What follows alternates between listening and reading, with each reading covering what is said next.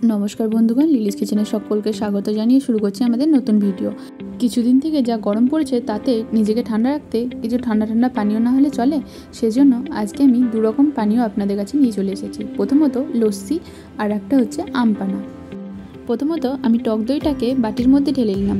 এখানে আমি 1 প্যাকেটের মতো টক দই নিয়েছি, যেটা থেকে আমার 4 কাপ মতো লস্যি হয়ে গেছে। এতে আমরা অ্যাড করব অল্প পরিমাণে এলাচ গুঁড়ো আর দিয়ে দেবো 4-5 চামচা মতো চিনি। চিনিটা আপনার স্বাদ মতো দেবেন। দেন আমরা অ্যাড করব পাতিলেবুর রস, এটা অল্প পরিমাণে দিয়েছি। তারপরে অল্পখানি ফ্রিজের ঠান্ডা জল দিয়ে এইভাবে খানিকক্ষণ নাড়তে থাকতে হবে, যতক্ষণ পর্যন্ত নাড়বো যতক্ষণ না পর্যন্ত দইটা ভালোভাবে জলের সঙ্গে মিক্স হয়ে যাচ্ছে। আপনাদের সঙ্গে গল্প করতে করতে দেখুন আমার এটা ভালোভাবে মিক্সও হয়ে গেছে। দেখুন কতটা পরিমাণে ঘন করেছি আমি এটাকে।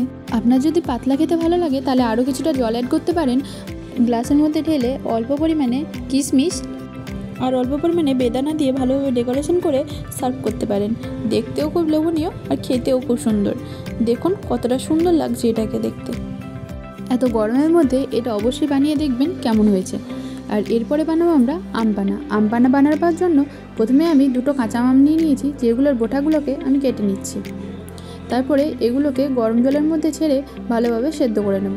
কালারটা যখন হলুদ হয়ে আসবে তখন বুঝবেন আপনার আম সেদ্ধ হয়ে গেছে।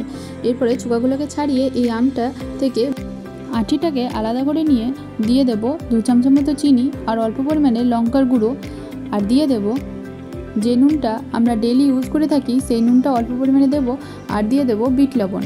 বিট লবণটাও অল্প পরিমাণেই দিয়েছি আমি। আর দিয়ে দেব অল্প পরিমাণে চাট মশলা।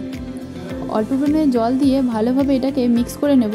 দেখুন মিক্সও হয়ে গেছে আর কালারটাও খুব সুন্দর এসেছে। আপনি মনে করলে এটাকে দিন 15 মতো স্টোর করে রাখতেও পারেন।